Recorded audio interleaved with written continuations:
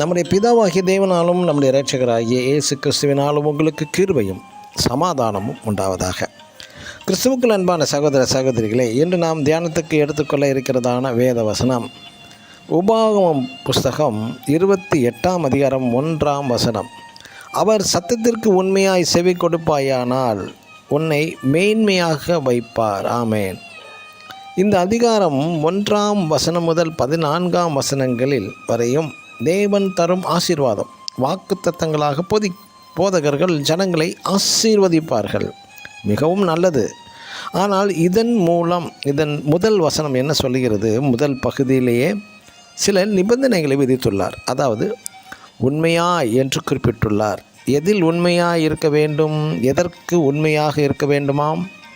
அதாவது தேவ கட்டளைகள், தேவனுடைய பிரமாணம், தேவனுடைய வார்த்தைக்கு உண்மையாய் செவி கொடுப்பவனுக்கு மட்டுமே இந்த ஆசீர்வாதம் பலிக்குமாம்.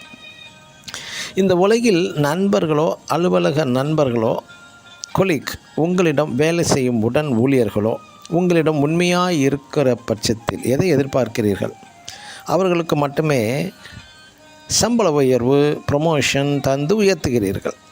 இதே கேள்வியை நாமே கேட்போம். இந்த உலகில் நாம் எப்படி ஜீவிக்கிறோம்?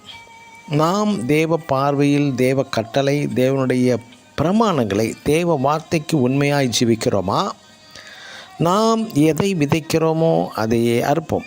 தேவ வார்த்தைகள் அப்படியே நிறைவேறி கொண்டும் உள்ளது. அவர் பொய் சொல்ல மனிதன் அல்ல, மனம் மாற மனுப்புத்திரனும் அல்ல. தேவன் தாம் சொன்னதை செய்யும் ஒரு சத்தியபரன். பிரியமான தேவனுடைய பிள்ளைகளை, நாம் உண்மையுள்ளவர்களாக இருக்க வேண்டும் என்று தேவன் எதிர்பார்ப்பது எந்தவித தவறும் இல்லை.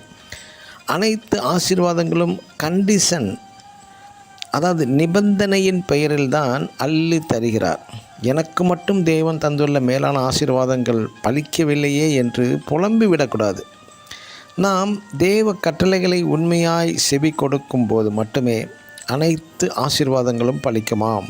ஆமேன். God bless you.